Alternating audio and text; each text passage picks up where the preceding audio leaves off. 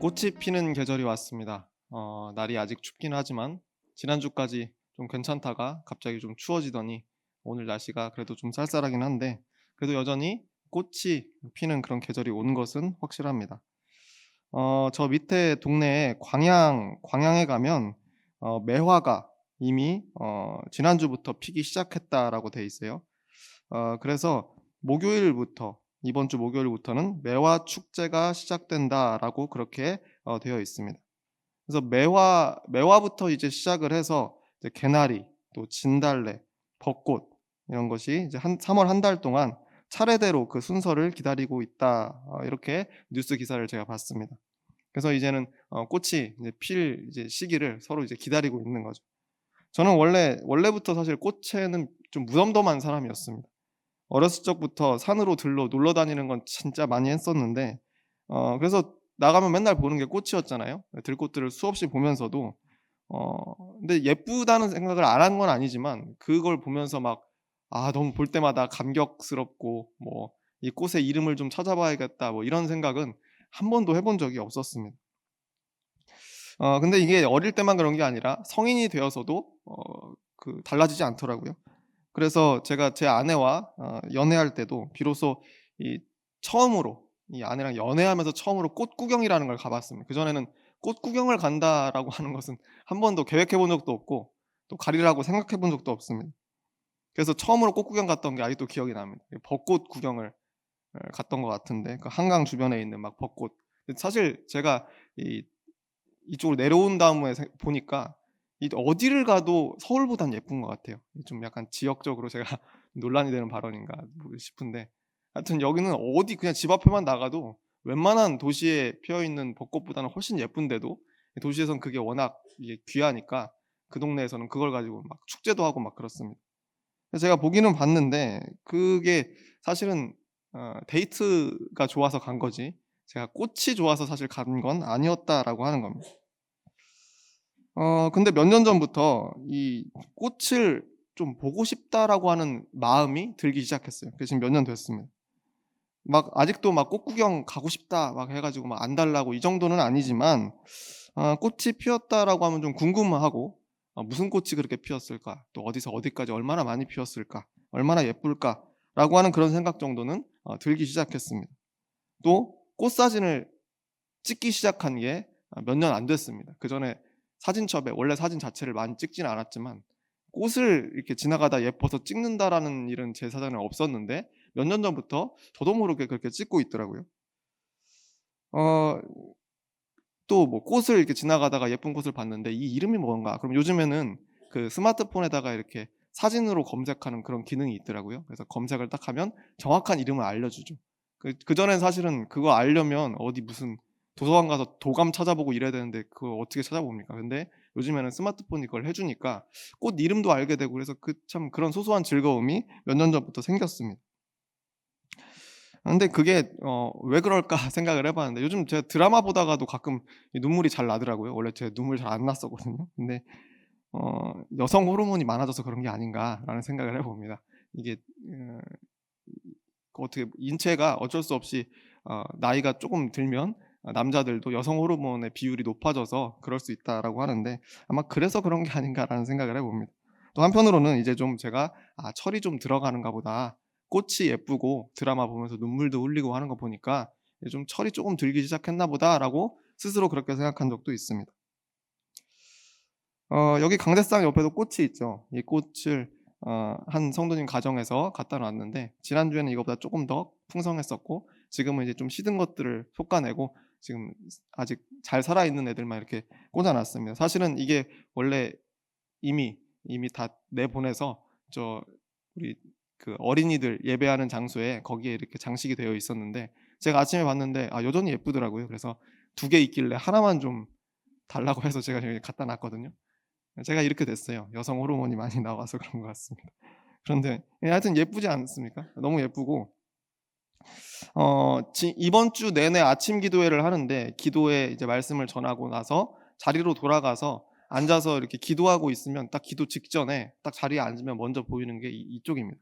그래서 꽃이 앞에 딱 있으니까 햇빛이 여기서 이렇게 쏟아져 들어오고 꽃이 예쁘게 피어 있으니까 자꾸 제 시선을 사로잡았습니다.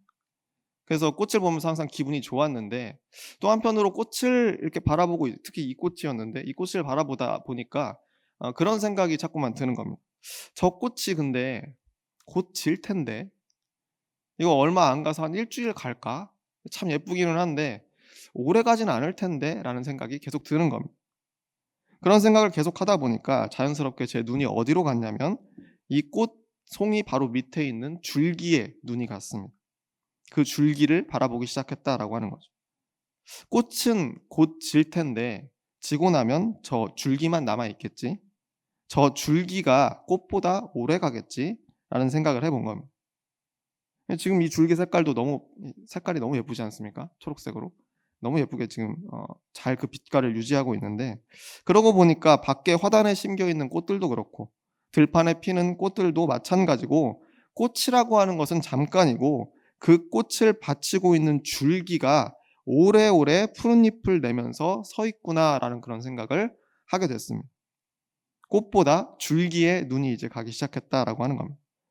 꽃이라고 하는 것은 그저 우리가 머리에 이렇게 꽂았던 핀 같은 그런 장신구였고 또 목에 제가 지금 메고 있는 넥타이처럼 그렇게 멋부린 것이었을 뿐이고 초록빛으로 건강하게 푸르른 그 줄기가 진짜구나라는 그런 생각을 해봤다는 겁니다. 안 그래도 오늘 청년주일에 하나님께서 어떤 말씀을 제게 주실까라고 그렇게 궁금해하고 있었는데 이 화사한 꽃이 아니라 그 밑을 받치고 있는 푸른 줄기를 보게 하신 것에서 제가 힌트를 얻었습니다. 청년은 꽃이 아니라 줄기였다라는 생각을 해보게 되었다는 것. 청년은 꽃이 아니라 줄기다. 청년이라는 이 단어에 쓰인 청이라고 하는 한자 자체가 이 푸르다는 뜻 아니겠습니까? 푸를 청이잖아요. 푸르른 시절을 뜻하고 있다라고 하는 겁니다. 그럼 우리 인생에서 푸르른 시절은 언제인가 하는 겁니다. 우리 인생 중에 푸르른 시절은 언제인가? 신체적으로 젊을 때 푸르른 시절이겠습니까? 아닙니다. 그것은 금방 지나가 버리는 잠깐의 시기에 불과하죠. 인생의 젊은 시기라고 하는 것은 누구에게나 있지만 그것은 금방 지나가 버리는 겁니다. 그런 젊음은 마치 꽃과 같은 거죠. 화려하고 아름답지만 곧 덧없이 져버리는 겁니다. 인생의 푸른 시절이라고 하는 것은 꽃보다는 줄기다라고 저는 그런 깨달음을 얻었습니다. 줄기가 오랫동안 푸르게 버티고 서 있는 것처럼 우리가 푸르게 서 있을 수 있는 시절 전체를 통틀어서 청년의 시기다라고 해야 될 것 같다라는 그런 생각을 해본 거죠. 그러니까 청년이라고 하는 것은 사람의 나이에 따른 구분일 수가 없다는 겁니다. 우리가 푸르게 살 수 있다면 나이가 중요할 리가 없다는 거예요. 오늘 읽은 본문 속에 등장하는 한 인물도 그런 의미에선 분명히 청년이다라고 저는 그렇게 생각합니다. 바로 모세의 장인인 이드로라고 하는 사람입니다. 출애굽기 3장 1절 상반절 말씀에 이런 기록이 있습니다. 모세가 그의 장인 미디안 제사장 이드로의 양떼를 치더니라고 되어 있습니다. 모세가 그의 장인 미디안 제사장 이드로의 양떼를 치더니라고 되어 있어요. 지금 이 상황은 애굽에서 이 모세가 도망자 신세로 쫓겨나온 상황입니다.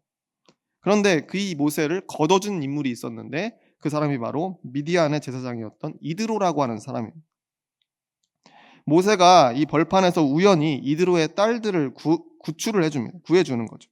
그러면서 인연이 닿기 시작했는데 그러면 이드로 입장에서 그것에 감사해서 종으로 삼아주거나 아니면 그에게 뭔가 살해를 하거나 이 정도만 해도 되는 일이었습니다. 그런데 모세를 자신의 딸과 결혼시킵니다. 그래서 사위로까지 삼아준 것이 바로 이드로였죠. 그러니까 어떻게 보면 모세 입장에서 당시에 은인이나 마찬가지였습니다. 그래서 이드로는 이런 과정을 통해서 모세의 장인이 되었습니다. 그 후로 이 모세는 출애굽의 지도자가 되기까지 40년간을 이드로의 식구로 지냅니다. 여러분 40년이라고 하는 세월을 생각해 보세요. 40년 동안 그 집에서 사위로서 그렇게 살아갔다는 거예요. 그럼 모세의 인생이라고 하는 것에서 이 40년이라는 기간을 그냥 이드로의 사위로서 삶을 살아갔다. 우리는 어떤 출애굽의 영웅으로 알고 있지만 또 이집트의 왕자 같은 그런 존재로 알고 있지만 그게 아니라 사실은 이드로의 사위로서의 삶을 40년 동안이나 살았다라고 하는 겁니다. 이드로는 사위가 된 모세에게 집안의 중요한 재산인 양떼까지 맡겨서 그에게 양떼 전체를, 이게 신뢰하지 않으면, 신뢰할 수 없는 그런 관계였다면 사실 양떼를 맡길 수 없는 것인데, 양떼까지 맡겨서 그에게 벌판에서 양떼를 치는 목동으로 살아갈 수 있도록 그렇게 허락했다라고 하는 겁니다. 그런데 40년이 지난 후에 모세가 호렙산에서, 우리가 잘 알다시피 호렙산에서 하나님께 사명을 받습니다. 너희 백성들을 애굽으로부터 끌고 나와라, 이끌고 나와라라고 하는 그런 사명을 받죠. 그래서 그 사명을 받은 다음에 이 모세가 장인을 찾아갑니다. 장인 이드로에게 내가 지금 애굽으로 돌아가야 되겠다라고 그렇게 말을 하는 거죠. 출애굽기 4장 18절 말씀인데 이렇게 되어 있습니다. 모세가 그의 장인 이드로에게로 돌아가서 그에게 이르되 내가 애굽에 있는 내 형제들에게로 돌아가서 그들이 아직 살아있는지 알아보려 하오니 나로 가게 하소서. 이드로가 모세에게 평안히 가라 하니라 라고 되어 있습니다. 모세가 지금 40년 동안 사위로서 살아가다가 이제서야 다시 애굽으로 돌아가겠다라고 지금 장인에게 요청했다라고 하는 겁니다. 그것도 혼자 가겠다는 게 아니라 자기 가족들을 데리고 가겠다는 거예요. 아내 십보라와 또 아들 둘을 데리고 다시 애굽 땅으로 돌아가겠다라고 지금 이야기하는 겁니다. 이 말을 들으면 이 장인 입장에서 이 말이 달가운 말이겠습니까? 딸 가진 아버지로서 이 소리를 달가워할 사람이 누가 있겠습니까? 위험하잖아요. 40년 동안을 같이 살았기 때문에 모세가 대체 왜 애굽으로부터 도망쳐 나왔는지 모를 수가 없습니다. 도망자 신세로 나온 거잖아요. 그래서 살인을 저질렀고, 그래서 도망자 신세가 되어서 지금 쫓겨나온 그런 상황입니다. 그러니까 요즘식으로 말하자면 지명수배자나 마찬가지였습니다. 그런 사람을 거두어서 사위로 삼아서 40년을 살았는데 그 사람이 지금 자신을 수배하고 있는 그 나라로 다시 돌아가겠다는 겁니다. 그러면서 혼자 가는 것도 아니고 가족들, 자기 딸을 데리고 가겠다, 손자들을 데리고 가겠다는 얘기 아니겠습니까? 당연히 이거는 말려야 되는 그런 일이 될 겁니다. 그런데 이드로가 어떻게 이야기합니까? 모세의 이 요청에 단 한 번의 되물음도 없었습니다. 그저 평안히 가라라고 이야기했다는 거죠. 요즘 말로 이걸 뭐라고 합니까? 쿨하다 그러죠. 쿨하다. 쿨한 사람 아니겠습니까? 대인배의 면모가 이드로에게 보이고 있습니다. 심지어 그렇게 허락을 받은 다음에 모세가 아내인 십보라와 두 아들들을 데리고 이제 여정을 출발을 했는데 출발하자마자 위험한 사건을 겪게 됩니다. 그래서 목숨을 잃을 뻔하죠. 그래서 결국 아내와 아들들은 이거 너무 위험해서 안 되겠다 해서 아내와 아들들은 다시 장인에게 돌려보냅니다. 그리고 혼자 몸으로 애굽으로 떠납니다. 가족을 데리고 간다는 것 판단 자체가 이미 잘못되었다는 것을 증명하고 있지 않습니까? 그런데 이드로는 이 사위 모세의 그런 모든 그런 상황을 다 이해해주고 두말 없이 다 품어줬을 뿐만 아니라 모세의 모든 결정을 믿고 존중해주는 그런 장인이었습니다. 이후의 역사는 우리가 잘 아는 대로 애굽 땅에서 모세가 애굽 땅에 들어가더니 그 애굽 땅에서 10가지 재앙이 일어납니다. 그래서 그 덕에 이스라엘 백성이 해방됩니다. 그리고 홍해를 둘로 가르고 건너는 기적의 사건들이 일어납니다. 그런데 이 출애굽의 놀라운 기적들, 물론 하나님께서 전적으로 인도하신 것이 맞기는 하지만 이미 40년 전부터 모세라고 하는 인물을 거두어서 살려주고 돌보아주고 믿고 지지해줬던 든든한 배경이 바로 그의 장인인 이드로였다라고 하는 사실을 우리가 기억해야 됩니다. 그런데 이 이드로라고 하는 사람의 이 진면목은 출애굽의 사건이 있은 다음에도 나타나고 있습니다. 오늘 본문인 출애굽기 18장 14절 말씀인데 14절에서 이렇게 되어 있습니다. 모세의 장인이 모세가 백성에게 행하는 모든 일을 보고 이르되 내가 이 백성에게 행하는 이 일이 어찌 됨이냐? 어찌하여 내가 홀로 앉아 있고 백성은 아침부터 저녁까지 내 곁에 서 있느냐라고 그렇게 물어봅니다. 지금 이드로는 여기에 지금 이 상황은 이드로는 사위 모세가 출애굽에 성공했다라고 하는 그런 기쁜 소식을 듣고 모세의 아내 그리고 또 아들들을 함께 데리고 와서 지금 광야에 와 있는 방문해 있는 광야에 방문해서 축하해주고 있었던 그런 상황이었습니다. 그런데 그 백성들을 이끌고 있는 모세의 하루 일과를 이 장인 이드로가 옆에서 지켜보게 된 겁니다. 지켜보니까 이상한 점들이 있는 겁니다. 문제점들이 있는 거예요. 그래서 이야기하는 어찌하여 내가 홀로 앉아있고 백성은 아침부터 저녁까지 내 곁에 서 있느냐 라고 이렇게 물어보는 거예요. 이게 대체 무슨 상황인가? 바로 앞에 있는 13절 말씀을 읽으면 이런 설명이 있습니다. 이튿날 모세가 백성을 재판하느라고 앉아있고 백성은 아침부터 저녁까지 모세 곁에 서 있는지라 라고 그런 배경 설명이 되어 있어요. 이게 무슨 말입니까? 모세가 재판관이 되었다는 거예요. 모세가 모든 백성들의 시시비비를 가려주기 위해서 하루 종일 재판관의 역할을 했다는 거예요. 애초에 이 출애굽의 역사 가운데에서 이스라엘 백성들이 믿을 게 뭐겠습니까? 모세밖에 없죠. 모세 한 사람만 보고 지금 여기까지 나온 거 아니겠습니까? 하나님의 말씀이 들려오는 통로가 모세의 입이었잖아요. 그들을 살리는 기적도 모세를 통해서 나타났습니다. 그러다 보니까 모든 것을 오직 모세에게만 의지하고 있었던 그런 상황이었다는 겁니다. 그래서 하루 종일 자신들의 시시비비, 무엇이 옳고 무엇이 그른가를 물어보기 위해서 모세는 앉아있고 이 백성들이 줄 서서 기다리고 있었다라고 하는 겁니다. 성경에 따르면 출애굽한 이스라엘 백성들의 숫자가 성인 남자만 60만 명이라고 기록이 되어 있습니다.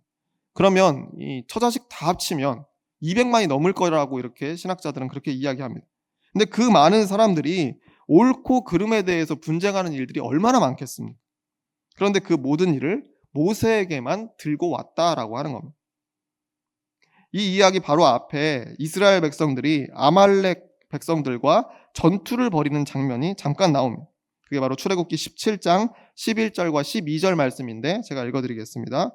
모세가 손을 들면 이스라엘이 이기고 손을 내리면 아말렉이 이기더니 모세의 팔이 피곤하매 그들이 돌을 가져다가 모세의 아래에 놓아 그가 그 위에 앉게 하고 아론과 훌이 한 사람은 이쪽에서 한 사람은 저쪽에서 모세의 손을 붙들어 올렸더니 그 손이 해가 지도록 내려오지 아니한지라 라고 되어 있습니다.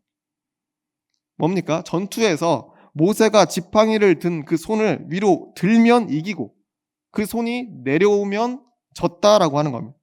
그 전세가 이렇게 하면 이겨가고 이렇게 내리면 져갔다는 거예요. 그 손을 들고 있을 때 하나님의 능력이 임했기 때문에 그렇겠죠. 그런데 모세도 이게 사람이니까 손을 들고 있으면 팔이 아프지 않겠습니까? 그러면 다른 사람이 그 역할을 대신하면 되는 거잖아요. 이 손이 내려가면 안 된다고 한다면, 그 지팡이가 땅에 떨어지면 안 된다고 한다면 다른 사람이 그 일을 대신하면 되는 거 아니겠습니까? 그런데 여기서는 뭐라고 돼 있습니까? 아론과 훌 두 사람이 양쪽에서 모세의 팔을 붙들어 올려서 도와줬다는 거예요. 여러분, 이 상황이 좀 이상하게 엉뚱하게 생각되지 않으세요? 예전에 저 초등학교 다닐 때 유행했던 이야기가 있는데 그게 바보 시리즈였어요. 바보 시리즈. 이 개그 소재를 가지고 이렇게 이야기하는 내용인데 바보가 이랬대요. 오른손으로 이 전구를 돌려 끼야 되는데 오른손을 들고 전구를 막 돌려 끼는 거예요. 하나 끼고 두 개 끼고 세 개 끼고 네 개 끼니까 팔이 아프지 않겠습니까? 그러니까 옆에서 지켜보던 사람이 아유 바보야 왼손을 사용하면 되잖아 라고 했더니 어떻게 했겠습니까?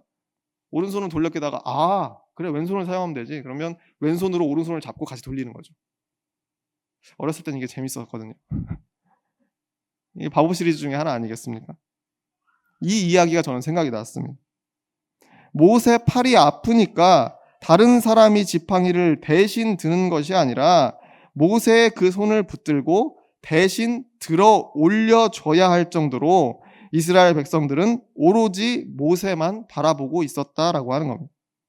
오로지 모세에게만 의지하는 버릇이 이 백성들에게 생겼다라고 하는 거죠.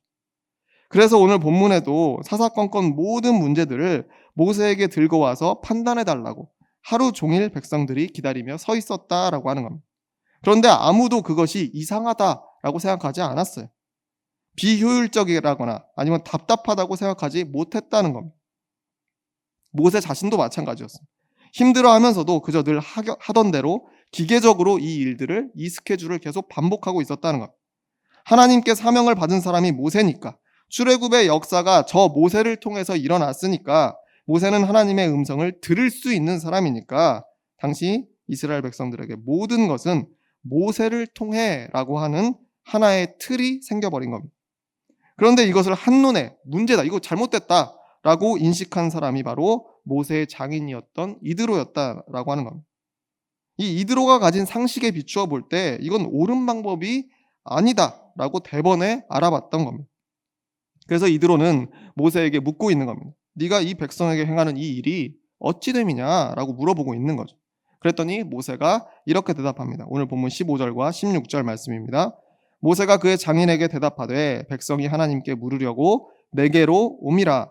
그들이 일이 있으면 내게로 오나니 내가 그 양쪽을 재판하여 하나님의 율례와 법도를 알게 하나이다. 모세가 이렇게 대답했다는 거예요. 이거 뭔 말입니까? 어쩔 수 없다는 거예요. 저 사람들이 하나님께 물어보려고 내게로 다 오는 겁니다. 하나님의 의견을 구하려면 나를 통해야 되니까 어쩔 수 없이 다 나에게 오는 겁니다. 그러면 나는 하나님의 법도와 율례에 따라서 그들에게 판결을 해줘야 됩니다. 그게 내 어쩔 수 없는 사명이니까 나도 어쩔 수 없는 겁니다. 내 할 일입니다. 라고 이렇게 이야기하고 있다는 거예요. 아까 말씀드린 대로 이미 틀에 갇혀있는 모세도 그렇고 그 앞에 기다리고 있는 백성들도 마찬가지였어요. 그냥 원래 그랬습니다. 지금까지 늘 이래 왔습니다. 라고 이야기하는 거예요. 그런데 장인 이드로는 이렇게 대답합니다. 이어지는 17절과 18절 말씀입니다. 모세의 장인이 그에게 이르되 내가 하는 것이 옳지 못하도다. 너와 함께한 이 백성이 필경 기력이 쇠하리니 이 일이 내게 너무 중함이라. 내가 혼자 할 수 없으리라. 라고 이렇게 조언합니다. 모세를 포함해서 수십만, 아니 어쩌면 수백만일지도 모르는 이 백성 중에 누구도 하지 못했던 이야기를 이 이드로가 하고 있다라고 하는 겁니다. 내가 하는 것이 옳지 못하도다. 아니 너희가 지금 하는 이 방식이 틀렸다. 라고 그렇게 이야기하고 있어요. 왜냐하면 백성들은 기다리며 서 있다가 기력이 분명히 쇠할 것이고 모세 너는 너대로 일이 과중해서 버틸 수 없을 것이다 라고 그렇게 설명해 주고 있었다는 거예요. 이드로만이 모세의 장인이었던 이드로만이 이성적이고 합리적인 판단을 여기서 내리고 있었다라고 하는 겁니다. 사실 누가 봐도 수백만에 달하는 백성들의 여러 사정, 셀 수 없는 그 사정들을 단 한 사람의 지도자가 듣고 잘잘못을 차례차례 가려준다라고 하는 것은 상식적이지 않은 처사 아니겠습니까? 그런데 이 출애굽이라고 하는 특수한 사건을 경험하면서 하나님과 모세와 백성 간에 익숙한 틀이 생겨버렸었다라고 하는 겁니다. 그래서 서로가 지금 힘들어하고 불합리한 것을 지금 일을 행하면서도 더 나은 방법을 생각조차 하지 못했었다라는, 어떻게 보면 너무 잘 믿어서 생긴 일이죠. 하나님을 너무 잘 믿어서 생긴 일이에요. 구원의 역사를 너무 진하게 경험하면서 하나님만 붙들다 보니까 생긴 그런 버릇이었습니다. 어쩌면 저는 이것이 너무 열심히 신앙생활하다 빠질 수 있는 위험이다라고 생각합니다.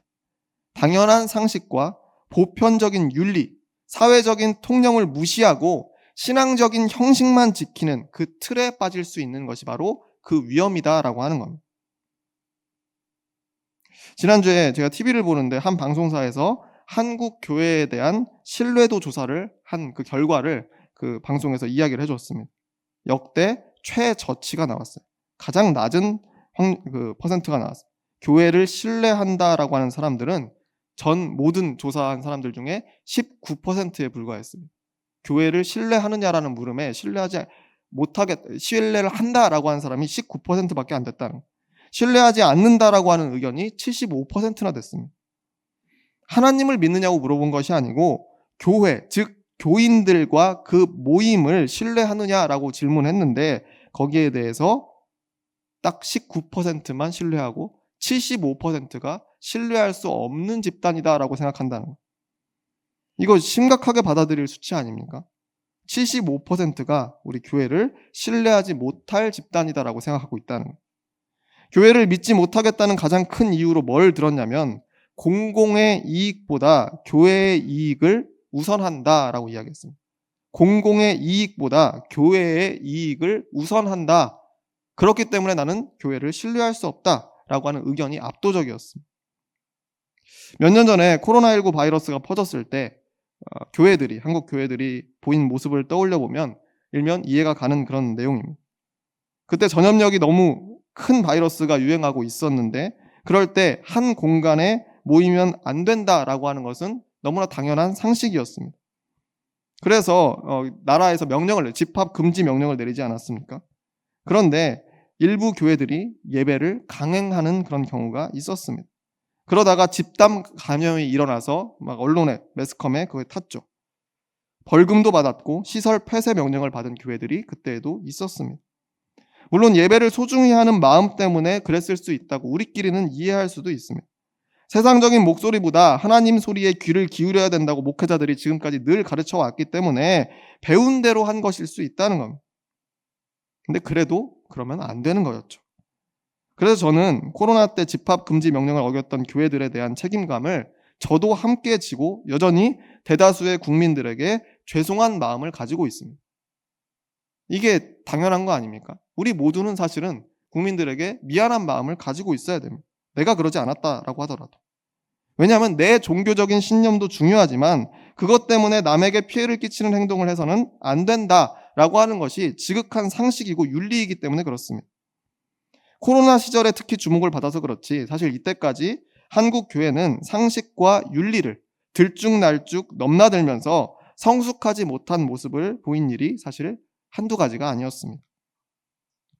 재작년 12월 3일은 어떻습니까? 12월 3일 우리가 잘 기억하는 날짜인데 그때 내란이 있었죠. 이건 제 표현이 아니고 사법부의 판결에 의한 제가 표현을 하는 겁니다. 12월 3일 내란 때 오밤중에 일어난 내란에 분노하면서 엄중한 심판을 요구하는 것이 사회적인 통념이었습니다. 누구나 대부분 그렇게 생각했습니다. 그런데 일부 교회, 대형 교회가 위주가 되긴 했지만 일부 교회들은 오히려 내란 종사자들을 두둔하는 종교적인 집회를 계속해서 열지 않았습니까? 그 사람들은 아주 일반적인 상식의 범주를 벗어나는 행동들을 하고 있으면서도 전혀 이상하다라고 하는 생각을 하지 못하는 상태에 있었다는 것. 그분들이 원래부터 그런 분들은 아니었겠죠. 그런데 뭔가 똑같은 사건을 보고 똑같은 이야기를 들으면서도 상식적인 수준의 생각을 하지 못하는 상태에 이르게 되었다는 것. 하나님을 믿는 사람, 더 열심히 믿다 보니까 그런 위험에 빠졌다는 것. 그래서 저는 그게 너무 안타깝습니다. 그저 우리 목사님이 그러라고 하니까, 누구 장로님이 그러라고 하니까, 누구 권사님이 그렇게 하니까 우리 교회는 원래부터 그랬으니까 하면서 아무 생각 없이 앞사람 따라갔던 일들 아니겠습니까? 그 모습을 주변에서 지켜본 모든 사람들은 도저히 교회를 신뢰할 수 없다라고 10명 중에 8명이 그렇게 대답했다라고 하는 겁니다. 75%가 교회를 신뢰할 수 없다라고 대답했다는 겁니다. 공공의 이익보다 교회의 이익을 우선시한다라고 하는 이 비판 속에 이와 같은 내용들이 다 담겨 있었던 거죠. 이사야 6장 9절 말씀에 이런 부분이 있습니다. 6장 9절 공동 번역 개정판으로 제가 읽어드리겠습니다. 주께서 이르셨다. 너는 가서 이 백성에게 일러라. 듣기는 들어라. 그러나 깨닫지는 마라. 보기는 보아라. 그러나 알지는 마라. 이사야 선지자에게 내린 명령입니다. 가서 이 말씀을 전하라고 한 거예요. 듣기는 들어라. 그러나 깨닫지는 마라. 보기는 보아라. 그러나 알지는 마라. 이사야 선지자에게 하시는 명령의 말씀인데 이스라엘 백성을 심판하시는 방법으로 듣기는 들어도 깨닫지 못하게, 보기는 보아도 알지 못하게 하라라고 그렇게 명령하셨다는 거예요. 하나님께서 이스라엘을 심판하는 방법 가운데 하나가 바로 똑같은 것을 들었어도 깨닫지 못하게 하시는 것. 그게 하나님의 심판의 방법입니다. 똑같은 것을 들었어도 깨닫지 못하게 하시는 것. 다른 사람들과 똑같은 것을 보면서도 알지는 못하게 하시는 것. 그것이 하나님의 심판이었다는 것. 바로 그와 같은 상황이 지금 모세와 이스라엘 백성들에게도 펼쳐지고 있었다는 것. 상식적이지 못한 일들이 반복되는데도 고치지를 못했다는 거예요. 그냥 원래 그래왔다는 말로 하루 종일 모세는 그 자리에 앉아서 판결하고 수많은 백성들은 줄 서서 끝없이 기다리기를 반복했다는 것. 오늘 판결은 내일로 미뤄질 거고 내일도 못하면 모레로 미뤄지고 이와 같은 일들이 계속 반복되는 거 아니겠습니까? 그런데 모세의 장인이었던 이드로는 그 상황을 정확하게 바라보고 비판할 줄 알았다는 겁니다. 너희들은 지금 상식을 벗어나 있다. 모세 네가 하는 것이 지금 옳지가 않다. 정확하게 지적하고 있었다는 것. 이드로가 모세를 싫어해서 하는 이야기겠습니까? 도망자였던 모세를 거두어주고 사위로 삼고 양떼를 맡기고 모세가 늦은 나이에 출애굽이라고 하는 그런 위험한 여정을 떠나겠다고 말을 했을 때도 믿고 응원해줬던 장본인이 바로 이드로였습니다. 그런데 지금 이곳에 온 것도 뭡니까? 모세와 그 백성들이 출애굽했다라고 하는 소식을 듣고 축하하려고 와 있는 자리 아니겠습니까? 그런데도 아닌 것은 아니라고 할 줄 아는 사람이 바로 이드로였다라고 하는 겁니다. 저는 이 이드로의 모습을 보면서 딱 한 단어가 떠올랐습니다. 바로 청년입니다. 이드로의 인생이 바로 진정한 청년이구나라는 생각을 해봤습니다. 은혜를 베풀 줄 알고 상식적이면서도 생각에 유도리가 있는 사람, 합리적인 판단을 할 줄 알고 잘못된 것을 잘못이라고 말하면서도 무례하지 않으면서 경우가 있는 사람. 비록 이드로가 이스라엘 민족이 아니었어도 미디안 민족의 제사장이었어도 사위 모세에게 출애굽의 역사를 들으면서 여호와 하나님을 기꺼이 찬양할 줄 알았던 사람, 저는 이런 사람이 진짜 청년이다라고 생각합니다. 심지어 모세를 거두어준 40년 전이나 지금이나 오래도록 푸르른 사람, 계속해서 푸르른 사람. 이드로가 이 당시에 몇 살이었는지는 성경에 나오지는 않습니다. 그런데 사위였던 모세, 그 모세가 출애굽할 때 당시 나이가 80세였다라고 기록되어 있습니다. 이드로가 장인이니까 그보다 당연히 많던지 아니면 뭐 비슷하던지 할 거 아니겠습니까? 그런데도 여전히 이드로는 푸르게 살아가고 있었다라고 하는 겁니다. 이드로의 눈은 총명했습니다. 귀를 항상 열어두었죠. 상식에 어긋나지 않게 살았고 사회적인 통념을 벗어나지 않는 범위 내에서 합리적인 생각을 할 줄 아는 사람이 바로 이드로였다라고 하는 겁니다. 이드로는 모세와 이스라엘 백성들의 하루 일과를 옆에서 지켜보면서 그것이 상식적으로 옳지 못하다고 지적했고 동시에 해결책을 제시했습니다. 이어지는 출애굽기 18장 21절과 22절 말씀에 이런 기록이 있습니다.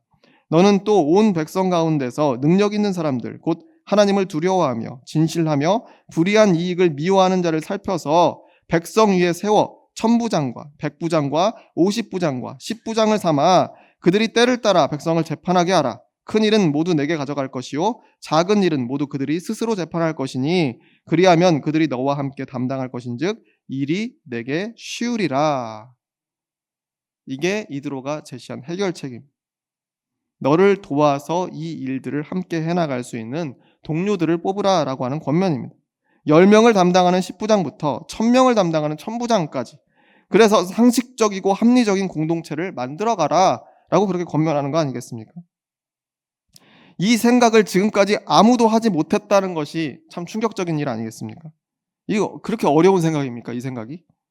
결코 아니죠. 단지 이스라엘에 청년의 생각을 가진 사람이 그토록 없었다라고 하는 겁니다. 나이 어린 사람들이 많이 있었어도 진짜 청년이 없었다라고 하는 겁니다. 푸른 정신을 가진 사람이 없었다는 거예요. 그래서 그들 가운데 하나님께서 이드로라고 하는 청년을 보낸 거예요. 비록 나이가 80이 넘었어도 그를 청년으로 이스라엘에 파송했다라고 하는 겁니다. 이스라엘 백성들은 출애굽의 사건을 경험하면서 자기들만의 신앙적인 틀 안에 갇혀서 상식적이지 않은 그런 일상들을 살면서도 자신들의 처지와 상황을 제대로 보지를 못했습니다. 매일 서로가 힘들게 하면서도 서로 힘든 일 아닙니까? 모세는 계속 앉아서 하루 종일 거기에 버티고 앉아 있어야 되고 거기 서 있는 사람들은 하염없이 그냥 기다리고만 있어야 되는 그 서로가 서로를 힘들게 하는 그 상황을 계속 가지고 가면서도 그것을 이상하게 여기지 않았다는 것. 바꾸려고 생각조차 하지 않는 그런 상황 가운데 있었다는 것. 이러면 나이가 아무리 어려도 그들 가운데는 청년이 없다라고 하는 건 어떤 증명이 되는 겁니다.